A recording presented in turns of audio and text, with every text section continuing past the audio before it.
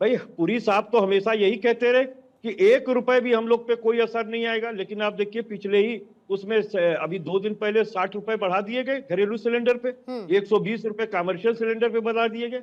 और ये भी आपको बता दूं, 21 दिन से पहले आप दूसरा गैस नहीं बुक कर सकते हैं। और तीसरी बात बता दूं, जो ये लोग बुकिंग सिस्टम रखे हैं उसको इन्होंने क्वैश कर फोन करके बुकिंग करने के लिए आप कोशिश करें तो कहता है कि अभी जो है कुछ तकनीकी दिक्कत है, इस वजह से हो नहीं रही है। सुबह से शाम तक तकनीकी दिक्कत लग गई है साहब, लंबी लंबी लाइनें चल रही हैं। मीडिया आप भेजिए, गैस गोदामों पे देखिए जनता का क्या हो रहा है, पुलिस लाठी चला रही है।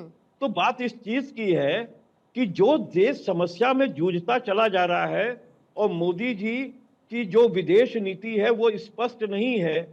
हम कैसे भारतीयों को लाएंगे, हम कैसे सस्ता तेल पाएंगे, अब हमको विदेश की संप्रभुता हमने तो अपनी खो दी है। हमको डिक्टेट कर रहा है अमेरिका कि आपको सिर्फ 1 महीने का देखिए आपको दिया जा रहा है मौका, आप जाइए रशिया से 1 महीने केवल तेल लेंगे। अच्छा वो तो ठीक है, ये जो पेट्रोलियम गैस है जो हमारी उस दर्रे के बीच से आती है, जो ईरान का 50% भाई हिस्सा पड़ता है, और उसने भारत के जहाजों पर रोक लगा दी है क्योंकि आप ईरान जो आपका अपना मित्र था उसके साथ खड़े नहीं है। तो वो गैस तो महंगी भी पड़ेगी और वो घूम के आएगी, बहुत दिन लगेगा। और मैं तो ये पूछ रहा हूं कि आखिर ईरान के साथ हमारी विदेश नीति क्या है, क्या संसद में डिस्कस नहीं होनी चाहिए? अच्छा मुझे इतना बताइए, आप लोग अगर बहस चाहते थे तो पहले आपको विदेश मंत्री का बयान सुनना चाहिए था या फिर उससे पहले हंगामा कर देना चाहिए था? आप बयान सुनते, आपको बयान से डिससैटिस्फैक्शन होता, फिर उसके बाद आप कहते कि नहीं जी हम इस पर चर्चा चाहते हैं क्योंकि जो सरकार कह रही है हम वो मानने के लिए तैयार नहीं है। लेकिन पहले हंगामा, बयान से पहले हंगामा, बयान देने के दौरान वेल में हंगामा, और फिर उसके बाद वॉकआउट। फिर क्यों ये विपक्ष को सिद्धार्थ यादव जी कहना पड़ता है कि आप लोग बहस से बचना चाहते हैं स्टेटमेंट देकर, क्योंकि स्टेटमेंट देना आपको ज्यादा आसान लगता है बनस्पत बहस करने के? इसका जवाब लेके फिर उसके बाद मैं स्टूडियो में मेहमानों के पास जाऊंगी। देखिए पूर्णिमा जी, मैं सबसे पहले तो फैक्ट को करेक्ट कर दूं। आप लोग एक मोशन लेकर के आए, मोशन स्पीकर के अगेंस्ट था, मोशन पर टाइम अग्री किया गया, पार्लियामेंट्री जो कमेटी ने उसको तय किया, बिजनेस कमेटी से तय होकर के अप्रूव होकर के टाइम पर आपने हाँ भरा। जब उसका टाइम आया आप सस्पेंशन ऑफ बिजनेस का मोशन ले आए।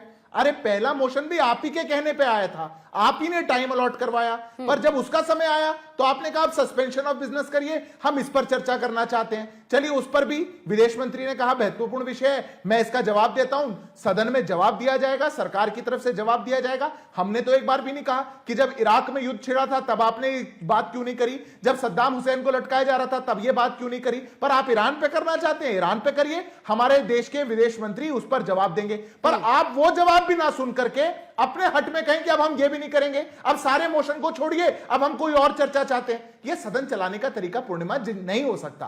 आप कहेंगे कि इस पर चर्चा होनी है, आप टाइम तय करवाइए, सदन में बहुत समय है अभी, आप जितनी चर्चा कहेंगे उतनी चर्चा इस विषय पर होगी। ये पहली बात। दूसरी बात, आपने अब विषय में गए, ये तो प्रोसीजर की बात हुई, विषय में जाकर के आपने कहा देश में हाहाकार मच गया है, देश त्रस्त हो गया है, कैमरा लेकर के जाइए, लाइनें लग रही हैं, सिलेंडर लेने के लिए लाठी मारी जा रही है। मैं कपिल श्रीवास्तव जी से कहता हूं, आप, आपके नेता, आपकी पार्टी, मोबाइल फोन तो आपके पास भी होगा, कैमरा छोड़ दीजिए, क्यों पूर्णिमा जी के भरोसे हैं आप? अपना फोन लेकर के जाइए, जहां लाइनें लग रही हैं, जहां पुलिस डंडे मार रहे हैं, आप वीडियो बना लीजिए, पर वो आप नहीं करेंगे क्योंकि वीडियो प्रोपेगेंडा है। कहीं ऐसा नहीं हो रहा, कहीं ऐसा नहीं हो रहा देश के अंदर। क्या बात कर रहे हैं? अरे कपीस जी मेरी बात पूरी हो जाए, मेरी बात पूरी हो जाए उसके बाद कह लीजिएगा। मेरे मोबाइल नंबर की आवश्यकता नहीं है, सोशल मीडिया का जमाना है, सोशल मीडिया पे अपलोड करिए। आपको मेरे मोबाइल पे क्यों भेजना है? पूरी दुनिया को दिखाइए ना, आप मेरे को भेज के क्या करेंगे? आपकी एयर डॉक्टर वीडियोस की आवश्यकता नहीं है। मैं अगर पूर्णिमा जी ये तरीका नहीं हो सकता, मैं इनके बीच में नहीं बोला था, मेरी बात पूरी हो जाए। ठीक है कपीस जी सुन लीजिए, पहले लाइन में खड़ा है, कपीस जी सुन लीजिए, कपीस जी सुन लीजिए, सुन लीजिए, कह रहे हैं कपीस जी सुनिएगा पहले, सिद्धार्थ जी जल्दी से खत्म करिएगा अपनी बात। मैं जल्दी से बात पूरी करूं। ये जो जिस विषय की बात कर रहे हैं पूर्णिमा जी, उस विषय में भी देश सच्चाई जानता है। आज हमारे देश के अंदर हमारे पास पर्याप्त एनर्जी, चाहे हाउस होल्ड एनर्जी हो, चाहे क्रूड ऑयल की अवेलेबिलिटी हो, ना हमने रशिया से कभी तेल लेना बंद किया था, ना हम कभी बंद करेंगे। दुनिया का कोई देश नहीं है, कोई ताकत नहीं है जो भारत को डिक्टेट कर सके।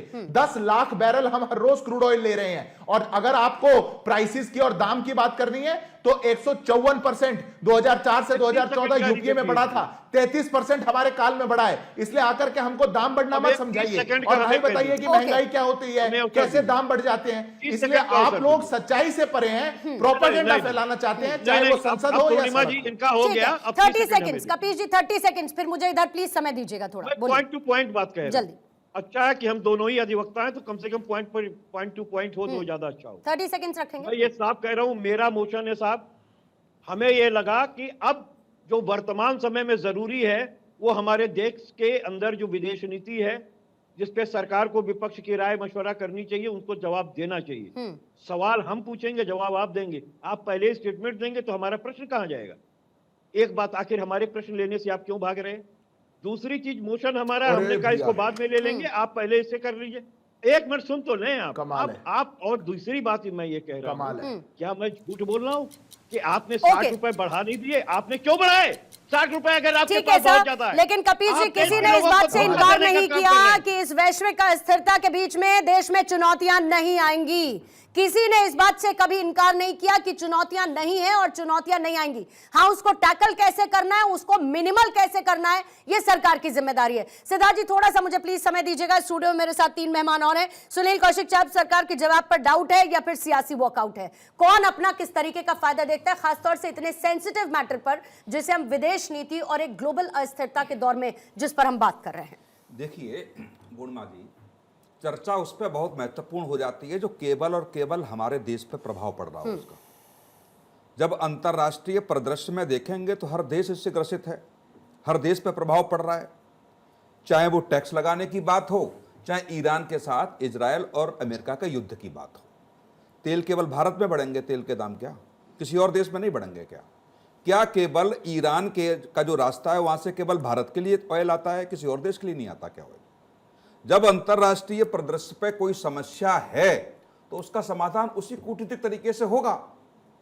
जब ईरान की तरफ से कोई ऐसा बयान आया है क्या कि भारत सरकार हमारे साथ नहीं खड़ी है? केवल विपक्ष को ही लग रहा है कि ईरान के साथ खड़ा हो जाना चाहिए? सोनिया गांधी को ही लग रहा है कि केवल भारत सरकार को या प्रधानमंत्री को बयान ईरान के पक्ष में देना चाहिए? विदेश मंत्री ने, ईरान की ने प्रेस कॉन्फ्रेंस की, लगातार वहां के राजदूत के संपर्क में सरकार है और लगभग आप सोशल मीडिया पर देख रही होंगी कि लगातार कूटनीतिक तरीके से जो रणनीति तय की जाती है वो सरकार की तरफ से हो रही है। जहां तक मेरा मानना है कि विपक्ष आग में झोंकना चाहता है हमारे देश को। जब कूटनीतिक तरीके से रास्ता निकाला जा रहा है तो उसमें आक्रामक होकर के ही क्यों बात रखेगी भारत सरकार? क्या आक्रामक होकर बात रखने से समाधान हो जाएगा क्या? मेरा जहां तक मानना है कि जो सरकार का कदम है, निश्चित तौर से मुझे नहीं लगता कि इतना बड़ा प्रकरण आ गया है कि विपक्ष को विश्वास में लेकर के कोई बड़ी कार्रवाई की चर्चा की जाए। इस संकट से हमारा देश नहीं जूझ रहा है। जब ऐसा संकट दिखेगा तो निश्चित तौर से भारत सरकार को विपक्ष में बैठे हुए राजनीतिक दलों के अध्यक्षों से भी बात करनी होगी, लेकिन ऐसी परिस्थिति अभी पैदा नहीं हुई है।